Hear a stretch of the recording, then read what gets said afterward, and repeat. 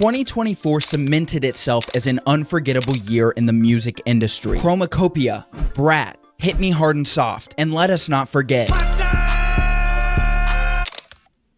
I'm sorry. Now, when this year rolled around, I assumed that we had peaked and the music industry would fall back to mediocre releases while we waited for the top creators to come up with their next masterpieces. But no, this year has started with a bang. January, Showbiz, Debí Tirar Más Fotos, Hurry Up Tomorrow. February, Life is Beautiful. March, The Private Collection of Saba and No ID. April, Sable Fable and Forever How Long. May, that one amazing album by Billy Woods. June, Blush, Lotus, Magic Alive. We are halfway through the year, and you're telling me Tyler got inspired on tour to make a dance album? And it's the best 90s album since the 90s? Are we being for real? Today, I'm gonna compare my top 5 albums from each year and see directly how 2025 stacks up against 2024. I'll start with the 5th album on each list and make my way up to the 1st. Subscribe if you wanna see more of this, and on to the first battle.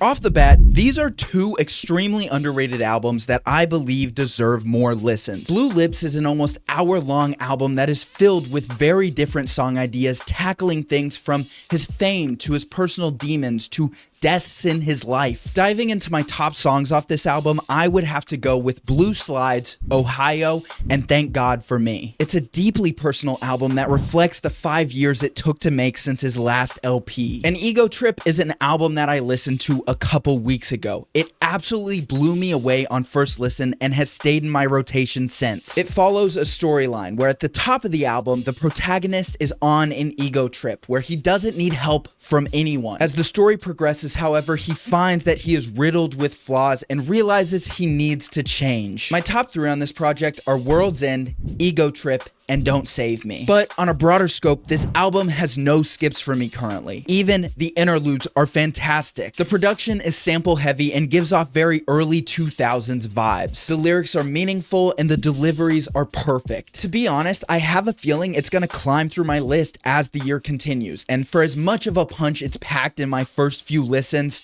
it takes home 2025's first win.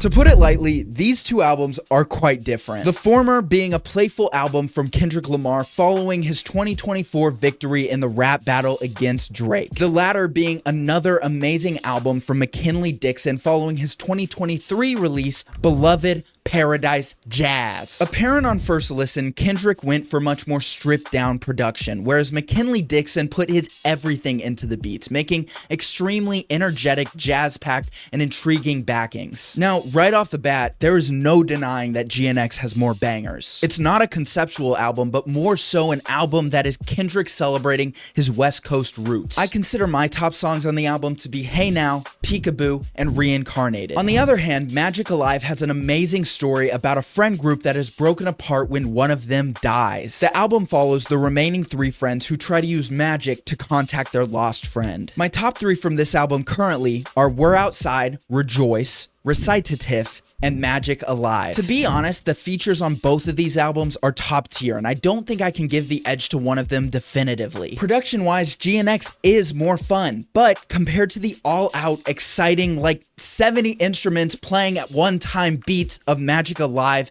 it doesn't quite stack up in my books. And I don't think it's a controversial thing to say Kendrick Lamar is the best lyricist out there right now, but Dixon's lyrics hit so much harder for me, especially with the story throughout the project, and for me, that takes it home. Now, as a male giving a performance in front of you right now, you would think this would be a very one-sided battle. Charm by Clairo is an album I found myself more and more called to each time I listen to it. Anytime I've had a long day, Charm gets spun. Anytime I want a slow morning, Charm gets spun. It has been programmatically inserted into my brain that whenever Charm is spinning, everything is good. On the other hand, we have what, up until 2 weeks ago, was my favorite album of the year. The Private Collection of Saba and No ID has been an earworm for me, and I haven't found a time this year where I haven't wanted to listen to it. So pitting the two projects I've listened to most this spring against each other, is near impossible for me. The very 70s jazzy beats and amazing singing from Clairo makes Charm just such an easy album to listen to, and I found it very accessible for anyone new to her music. Songs like Juna, Terrapin, and Second Nature are just so easy to put on at any time. And I feel like I could say the same for Saba and No ID, one of the best rappers and one of the best producers coming together to make an amazing album. There are so many songs I come back to on this project, and generally whenever I listen to one, I end up listening to all of them. My most notable are Head Wrap, West Side Bound Part 4, and Breakdown. However, if I have to give a win to one of these albums, it has to be Charm. If you watch my top 10 albums of 2024 video, you'll see I put Charm in 7th place. But it's now number 3 because of its staying power. It has stood the test of time, and so while this Saba and No ID project is phenomenal, I can't deny Charm's deserving win to bring 2024 back into the fight. Imaginal Disc is a magical album. I feel like Magdalena Bay really came into their own on this project, with heavily inspired 70s synth pop production and a very compelling narrative. Imaginal Disc follows the main character True, who in order to become a better version of herself has to have a disc inserted into her forehead. This album follows her transformation through the true self process, and to be honest, this album's lore is just crazy, and I am learning things about the story every day. There are so many fun songs, some bangers, and some really sad songs on this album that blend together so well. To note my top songs, That's My Floor, Watching TV, and Tunnel Vision have entranced me over the last year. This album is so remarkable to me because of its strong first listen appeal, but also the fact that you can go back after 200 listens and still keep finding more and more details. Similar to Charm, this album was 8th on my list at the end of last year and has deservedly made its way up to 2nd. Now, Lotus by Little Simz is a very fresh project. I'll admit, I've been a big Little Simz stan since I first listened to Simbi in 2023, and right now she is my 2nd favorite artist after Tyler. Now on this new album, I find it impressive how in tune her and her new producer Miles Clinton James are. Heavily contextualized by the falling out between herself and her last producer Inflow, this album feels like a therapy session. And with this new partnership, this album takes quite a left turn from the sound she chose in her last 2 projects. Lotus contains songs that are much more than just hip-hop, some containing bossa nova, alternative, and even rock. Songs like Young and Peace really knocked off my expectations on the first spin of this LP. On first listen, I didn't enjoy them, but as with any really important album, you can't give it a rating on day 1. I had to sit with it and push myself to try and understand the music, and now you will find me, windows down in the car on my way to the gym yelling Young. My top 3 on this album are Only, Blood, and Lotus. Simz has just amazing verses on every song as per usual, and the features are perfectly placed. To me, both of these albums have no skips. They both have amazing songwriting and very intriguing production. But at the end of the day, the storytelling and cohesion woven into the fabric of Imaginal Disc places it a tier above for me. And that, ladies and gentlemen, ties the battle at 2-2.